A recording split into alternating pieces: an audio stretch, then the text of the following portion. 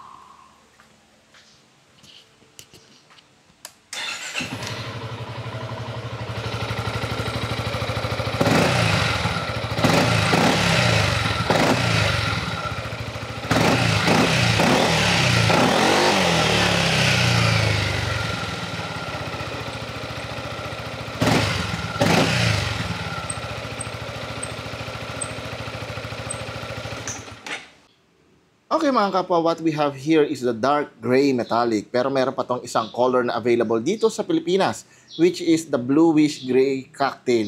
Unlike dito, ito is matte color or matte black color. But yun naman is metallic gray siya, pero glossy type siya. At medyo bluish nga siya nung nakita ko sa personal. So, ano nga ba meron dito sa Yamaha X-Max 2025? So, meron tong 292cc or cubic centimeter, na mayroong liquid-cooled, so ayan yung kanyang radiator. And meron siyang 4-stroke engine, single cylinder ang kanyang piston, and transmission naman is CVT or Continuous Variable Transmission. At ang pinakamalaking upgrade ng Yamaha 2025 X-Max is yung kanyang TFT display and also yung daw kanyang traction control. And aside from that, as you can see, it's Type-C na siya. But of course, ang pinakamalaking upgrade na ginawa dito sa Yamaha X-Max 2025 ay ang kanyang windscreen electric adjustment. So, yan. May ground clearance na 135mm. Well, mas mataas siya compare sa Honda Click ko. Seat height na 795mm. Pero expect na tiptoe pa din ang mga 5'11 na katulad ko. Dahil malapad ang posisyon ng inyong mga paa dito sa upuan, ay expect na mabebend yung inyong mga paa kahit pa mahaba. So, tiptoe talaga kahit 5'11 na katulad ko. Ang wheelbase naman ay may habang 1,540mm. So, may kahabaan at may kalaparan talaga. At ang gulong naman niya sa rear is 140/70-14. At dito naman sa kanyang harapan is 120/70-15. Yes, mas maliit ang likuran compare sa harapan, ngunit hindi ito halata dahil mas malaki at mas makapal ang tire sa likuran compare sa harapan, kaya parang balance pa din siyang tignan. May net weight na 181 kilograms. Yes, napakabigat niya mga kapwa. Compare natin sa mga ibang maxi scooter dyan. And this one is kinulang lang talaga sa displacement para makonsider siya na big bike. Pero yung kanyang lapad, yung kanyang haba, and also ang kanyang bigat, halos kahasing bigat na siya ng Dominar 400, talagang dapat may consider na siyang big bike. Pero kinulang lang talaga siya sa kanyang displacement. So let's start here dito sa kanyang mga caliper. So dito sa kanyang unahan is meron siyang single disc brake with equipped of ABS. Meron siyang 2-pot caliper, pero hindi ko alam kung anong kanyang brand. Please comment down below sa mga nakakaalam dyan para makatulungan natin yung mga ibang nanonood kung anong brand talaga na caliper ang ginamit nila.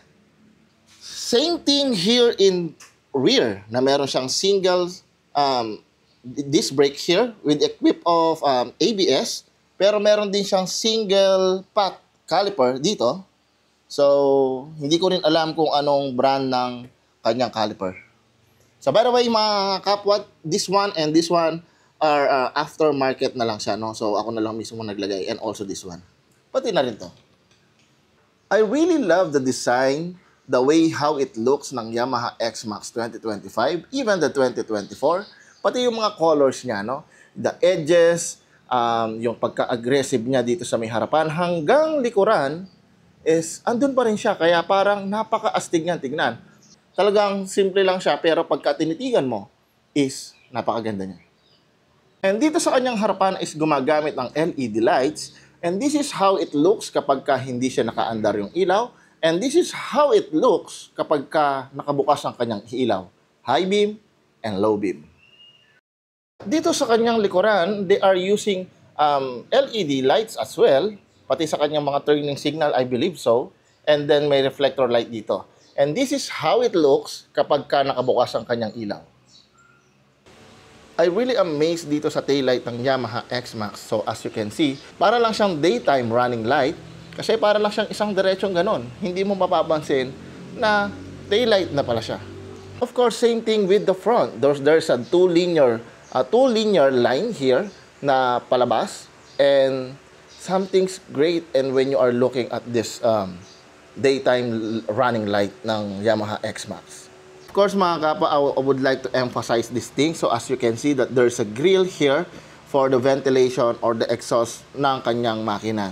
Honestly, ramdam mo ito kapag ka naiipit ka sa mga traffic or sa mga traffic situation dahil talagang ramdam ng paa mo. Dahil yung paa mo nandirito, mga kapwa, no? So ramdam ng paa mo na may bumubugang mainit dito sa part na to. Pero kapag ka umaandar ka naman, dahil upright naman yung legs mo na nandirito, ay hindi mo mararamdaman at wala kang mararamdaman na mainit na lumalabas dito.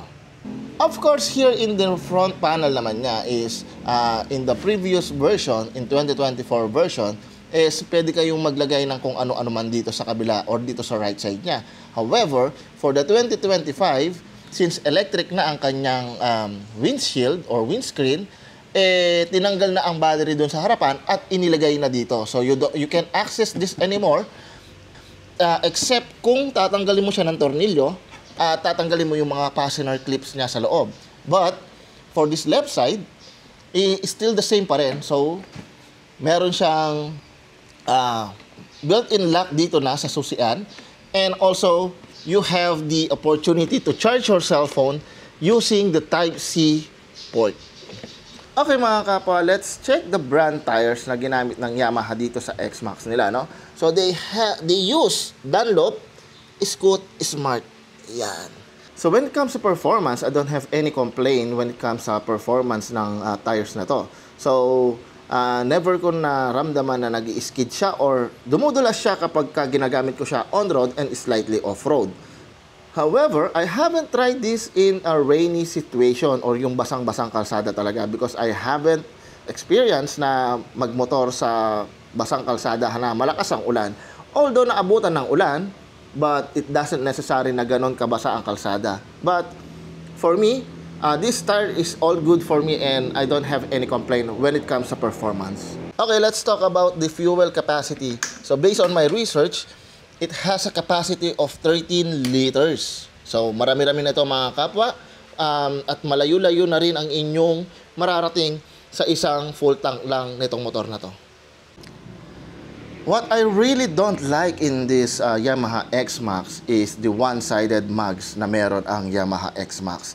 It is because prone ito sa mga dumi na mahirap linisin. So kailangan mo pa talaga siyang kutkutin or tiyagain para luminis ang ilalim nito. And either doon sa likod, no? So pakita ko sa inyo yung nasa likod. So this is what it looks like. Ayan, no? Napakahirap linisin yan mga kapwa. And yes, sa akin, I really don't like this thing. Pag-usapan naman natin ito mga kapwa, itong kanyang two-tone seats. Yan. So as you can see, malapad. 5'11 ang height ko. Ito yung lapad ng kamay ko. So malapad talaga siya mga kapwa. And it has a two-tone ng leather ito. So itong isang ito is para siyang plastic na textures na magalas. And this one is gamosa. Yan. And also this one. I really love the stitching, the design here. Yan. And also yung naka-engrave niyang X-Max here. So napakalaking tulong nito mga kapwa sa mga pit natin dahil para siyang merong backrest. Okay, let's talk about the under seat compartment. So, ayan. So, may napakalaking underseat compartment siya. So, ito malaki to mga kapwa. So, as you can see here, ayan, hanggang ilalim siya. So, kasya dito ang full-size helmet. So, dalawang kasya, kayang magkasya dyan. And also, there is a light here kapag nakasusi yung inyong mga motor. However, based on my experience, this light cannot supply everything in your compartment. So, you have to put something rechargeable here, lights, para makita nyo lahat yung kabuuan ng inyong compartment.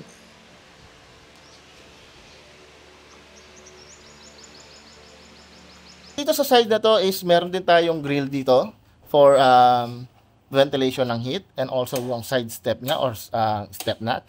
So, nandito rin yung side stand natin na may sensor, may kill switch rather, and then the center stand. So, that's all what we have here. So, the last thing na i-discuss natin dito mga kakopwa is yung features ng kanyang TFT display or TFT modern display. But before that, of course, I want you to walk through sa mga... Patayin muna natin siya. So, I want you to walk through dito sa mga pindutan niya. For this one, for the left side, meron siyang passing light, low beam and high beam. May up and down para sa mga features kung gusto nyo magbago-bago ng options or menu dun sa menu natin. Okay, back, left, right, and right signal. And then also yung busina niya, ito one. Ito yon.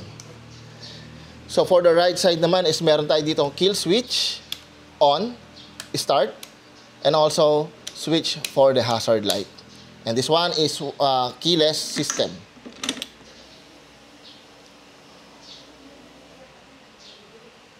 Okay, pagbukas nyo ng inyong susian, you will notice the Yamaha logo and also the warning sign after then. Then, all you have to do is to click here, the OK button, and it will it will land you on the windscreen or sometimes here in the RPM audio. So, meron lang siya dito na speedometer, the bar or gaano karami yung inyong gasolina, and then the total kilometer na inyong tinakbo or yung audio. Okay, let's talk about yung kung ano ang makikita natin dito sa TFT display niya, mga kapwa, no?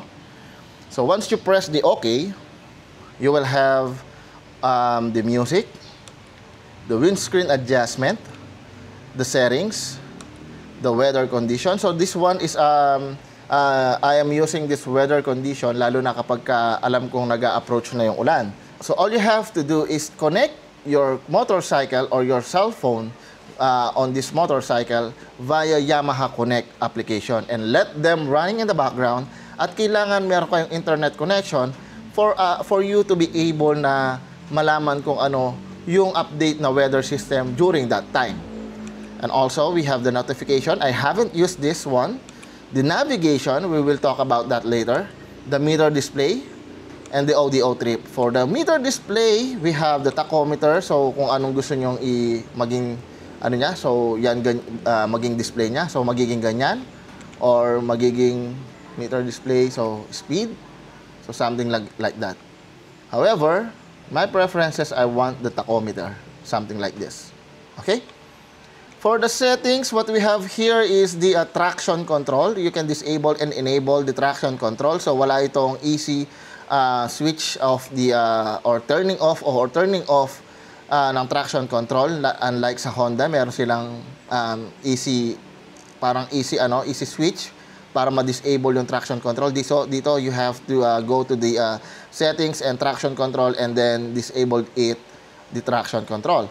You also have the connectivity, the Bluetooth, the information reset, which is the trip mileage, and the maintenance reset. So, meron din siyang vehicle info. So, dito makikita ang average speed, average fuel, trip time, and etc. Okay mga kapwa, in order for us to connect our cell phone or mobile phones here in Yamaha X-Max, so we have to download the two required application here, which is the Yamaha Y Connect and also the Street Garmin. So, let's start with the Yamaha Y Connect. Then, after niyang mag-connect, yan, let them running in the background. Don't close it, just minimize it. And then, go to the music that you are using, Spotify man yan or YouTube Music. and play anything on your phone. Tatanggalin ko siya para baka mamaya ma-copyrights tayo. So as you can see, na ayun na, nagpe-play na siya, which is the seconds. Ayan. So you can control the volume here. Ayan. So makikita nyo, maririnig nyo. Ayan. Humihina. And then, once na kinlik ko dito, itong up ng hold, ayan, nagpapalit-palit siya. Okay mga kapwa, let's talk about naman the navigation. Dito sa features na to, is para ka na rin naka-Waze or gumagamit ng Google Map. So, how to use it? So, go to your Street Garmin application and then search for something that you want. Kunyari, SM Pampanga. Something like this one. And then go. Yan. So, wala pa siya doon. So, once we hit the navigation, yan. So, as you can see, na pwede natin siyang i-zoom out. Ayan. To see the whole map. So, meron siyang complete information, which is the time, the signal na meron ka sa iyong cellphone, the battery capacity na meron ka pa, and also the meters kung gaano kalayo pa para lumiko ng right, and meron siyang estimated time. And by the way, mga kapwa, I want to emphasize this thing because there's something limitation, or there is a limitation on the Street Garmin app na hindi nyo masasearch yung mismong pupuntahan ninyo. The workaround that I have here is I'm going to Google Map, for example, and kunyari hindi mo ma-search sa Street Garmin yung iyong pupuntahan, let me say Starbucks, Mexico. Yan, Starbucks, Mexico. For example, hindi nyo ma-search yan doon sa Street Garmin app. All you have to do is go to here in Google Map, search mo siya, and then look for the share, this one, and look for the Street Cross or Street Garmin app. Yan. So, magaganito siya. Meron siyang magpa-pop up, then accept it, then go. Then, magbabago na yung route nyo dito sa panel na yan. So, yes. Oh, no. Yan. So, ganun lang siya. Okay, mga kapwa, to give you an idea kung ano yung riding position dito sa Yamaha X-Max. By the way, my height is 5'11". So, this is how it looks like kapag ako ay nakasakay dito sa Yamaha X-Max. Yan. So, as I mentioned earlier kanina na tiptoe ako, ayan, medyo tiptoe ako mga kapwa, dahil nga sobrang lapad ng upuan na to at kailangan ko nakabuka ang aking mga hita. So, ang result nito is tiptoe ako. Hindi siya diretso na nakaapak sa lupa. Okay mga kapwa, ang price naman nito is 311,000 dito sa Pilipinas. So as I mentioned, there's two variant colors and kaharap natin itong dark gray or black flat black ng Yamaha X-Max 2025.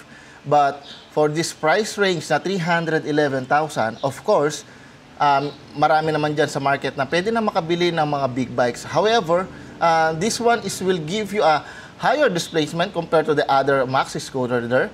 And also, it will satisfy you in the terms of the under seat compartment and other aspects of this motorcycle. Well, mga kapwa, I hope that this video helps you to decide if you are going to buy this unit. And disclaimer lamang, mga kapwa, that I bought this Yamaha X-Max 2025 in my own pocket. So, hindi ito sponsored ni Yamaha or anything else. By the way, once again, mga kapwa, this is Jeff from Kapwa Moto TV. Thank you for watching and have a nice day.